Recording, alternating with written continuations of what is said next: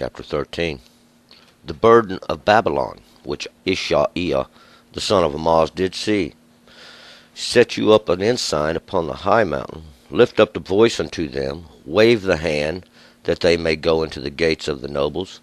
I have commanded my consecrated ones, yes, I have called my mighty ones for mine anger, even my proudly exulting ones. Hark, a tumult in the mountains, like as of a great people. Hark, the uproar of the kingdoms of the nations gathered together. The Lord of hosts mustereth the host of the battle. They come from a far country, from the end of heaven, even the Lord and the weapons of his indignation to destroy the whole earth. Howl you, for the day of the Lord is at hand. As destruction from the Almighty shall it come. Therefore shall all hands be slack, and every heart of man shall melt. And they shall be affrighted. Pangs and throes shall take hold of them. They shall be in pain as a woman in travail. They shall look aghast one at another. Their faces shall be faces of flame. Behold, the day of the Lord comes, cruel, and full of wrath and fierce anger, to make the earth a desolation, and destroy the sinners thereof out of it. For the stars of heaven and the constellations thereof shall not give their light. The sun shall be darkened in his going forth, and the moon shall not cause her light to shine. And I will visit upon the world their evil, and upon the wicked their iniquity. And I will cause the arrogancy of the proud to cease, and I will lay low the haughtiness of the tyrants.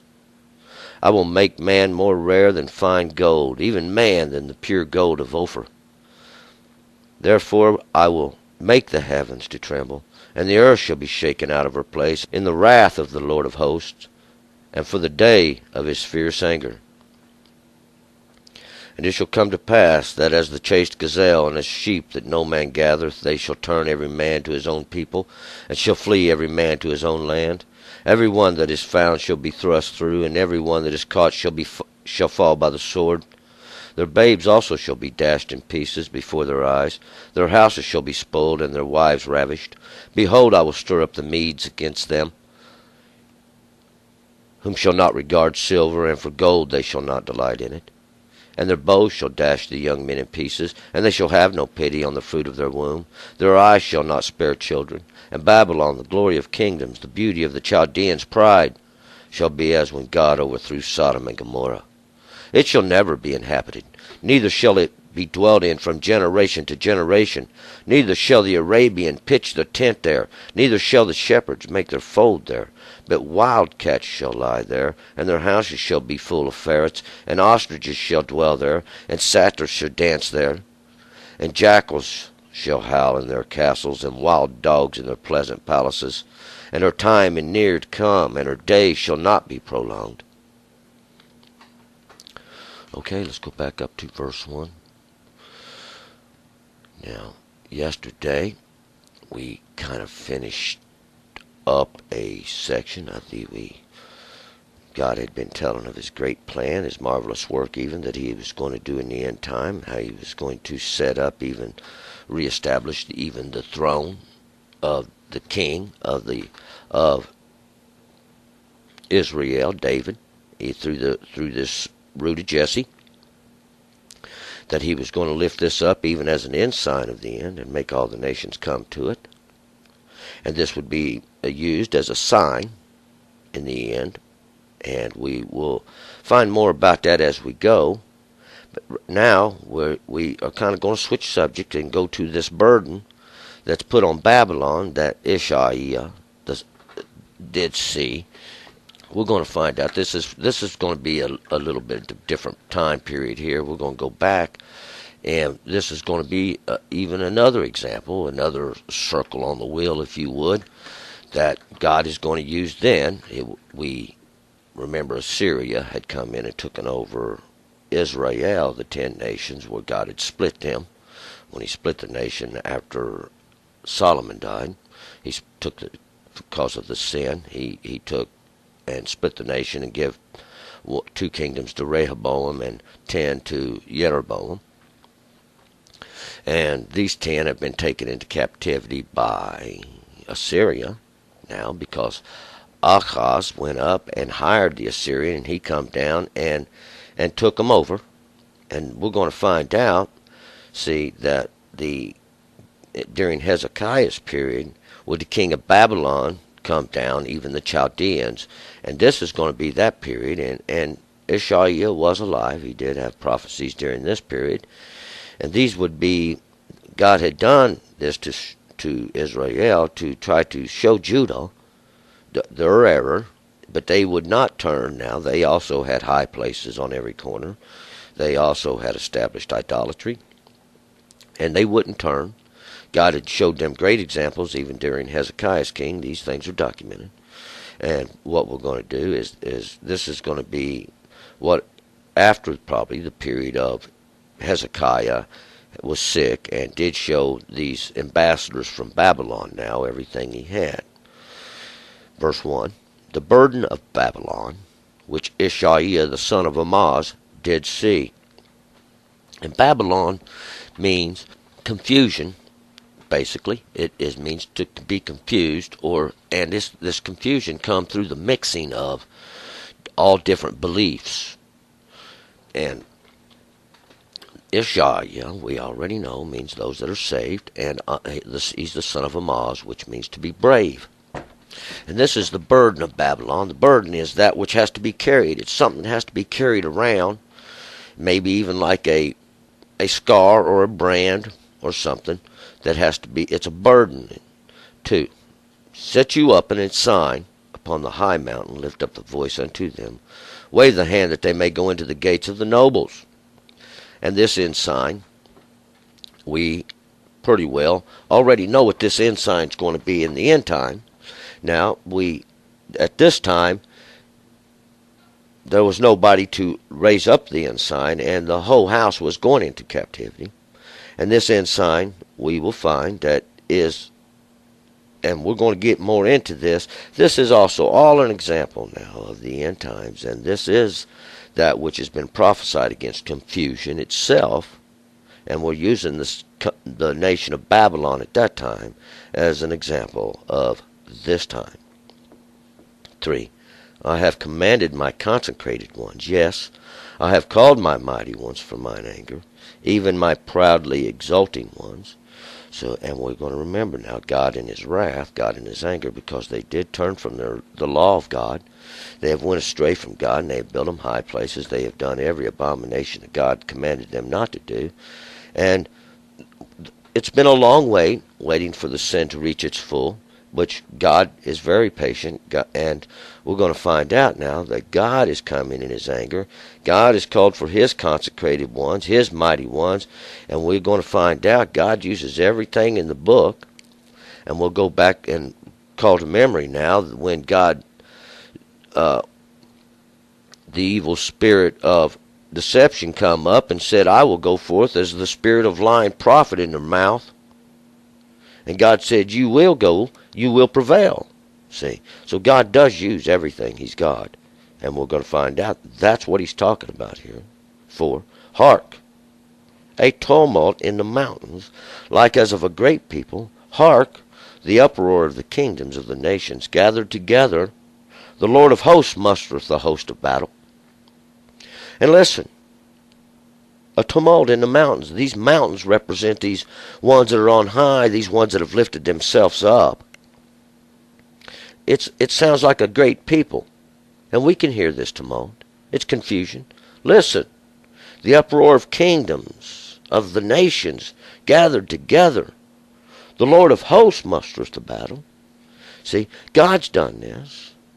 This uproar of kingdoms, of the nations gathered together. We're going to remember how God gathered them together. Remember, he lifted up an ensign there at the end and caused all the nations to come to it. For the Lord of hosts does muster up the host of the battle. God is gathering them together for his destruction. We're going to find that out. 5, they come from a far country, from the end of heaven, even the Lord and the weapons of his indignation to destroy the whole earth. For this is the purpose of it. See, because why? God is separating. He's separating now the sinners from those who obey the law. And this was the plan of God all from the beginning. He's going to make it known in the end, and that's what we're going to find out.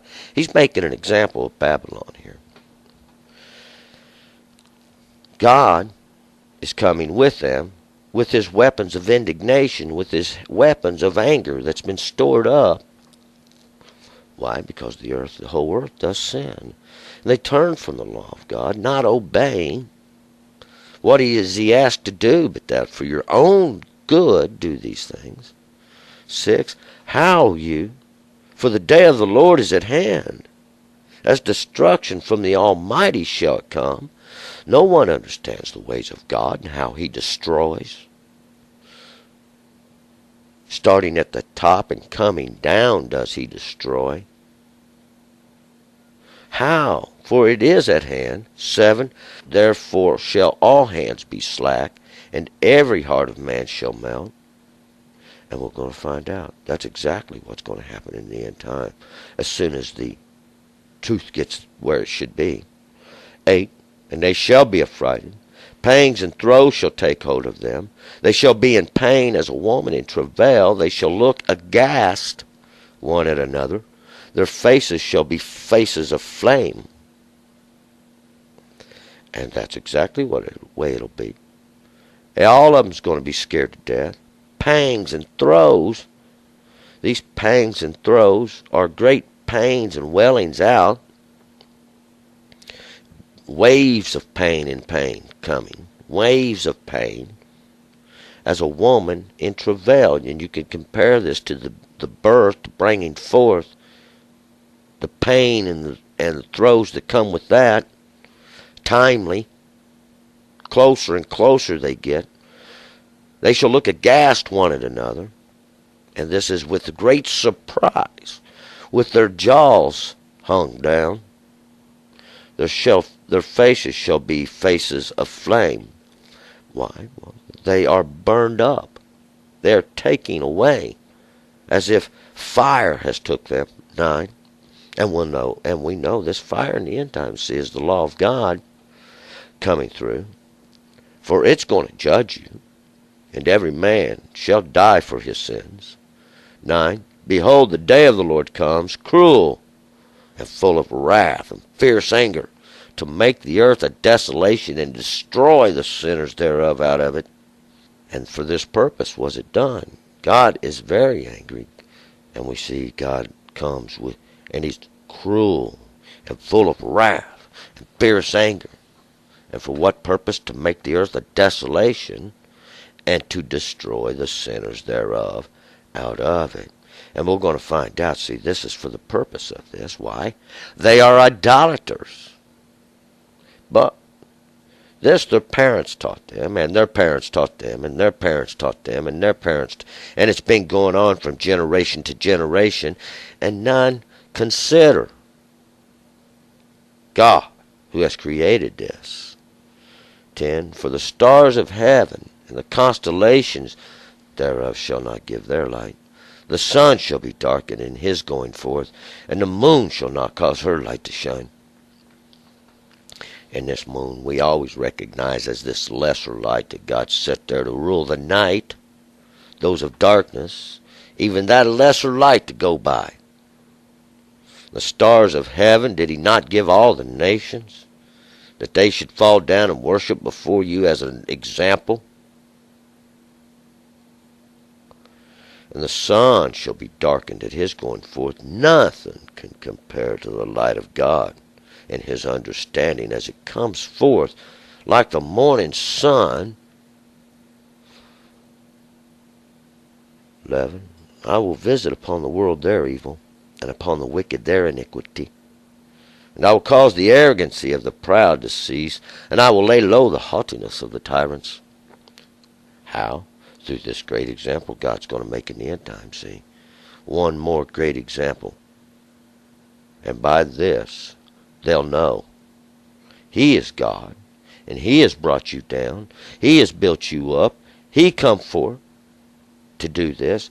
Used as judgment and punishment now in all the earth to show that God does these things. 12. I will make man more rare than fine gold, even man than pure gold of Ophir. And this pure gold of Ophir didn't need to be refined. And he's going to make man more rare than that.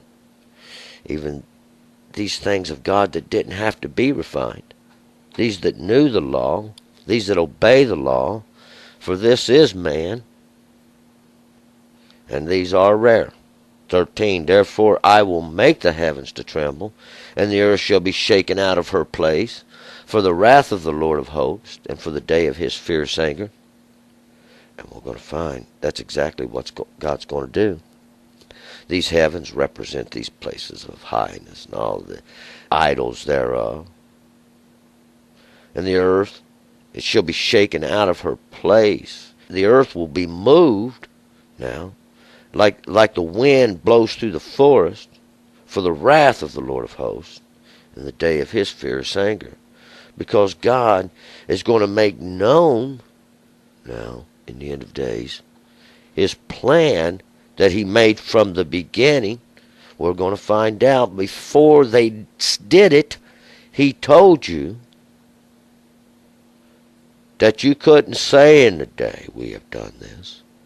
Because before you were, has he proclaimed it. 14, and it shall come to pass, that as the chaste gazelle, and as a sheep that no man gathers, they shall turn every man to his own people, and shall flee every man to his own land. And so shall they in the end. Every man will seek his own house, his own people, his own genealogy, his own understanding. Where have I come from? Because no one knows. They've all been made to forget now their heritage. And just like something's run in now and scattered, and a chaste gazelle who runs away at a rapid bounding rate, and the sheep that no man gathers, like a sheep that just wanders around, having no shepherd. This is how they'll come back. And we remember the prophecies that I saw Israel as sheep without a shepherd.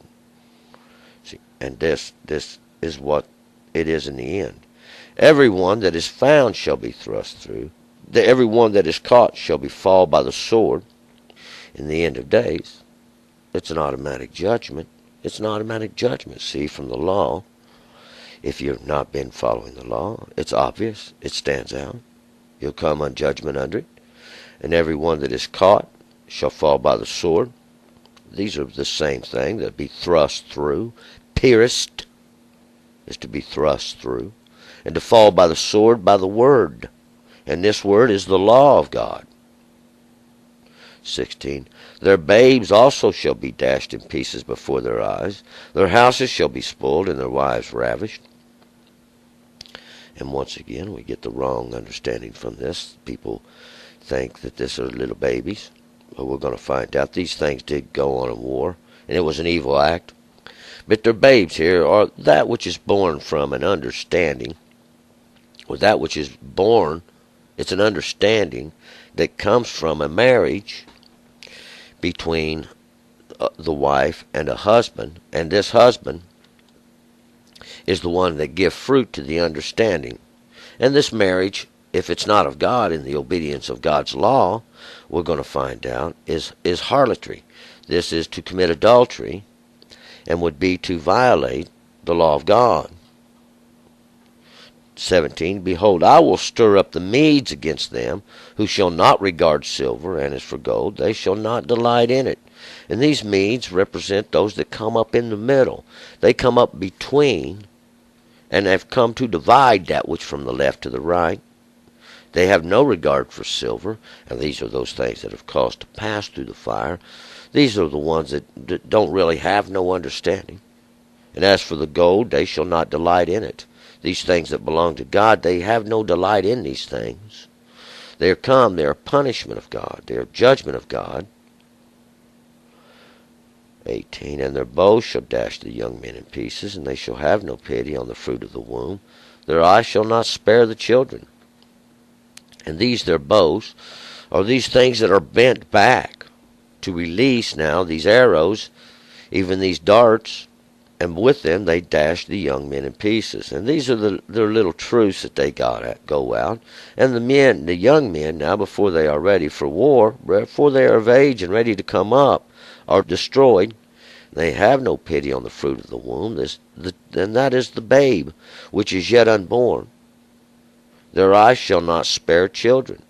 And these are those that are just coming into understanding of things that this is all idolatry. And that's what we're talking about, because the example is used of these they are children of idolatry.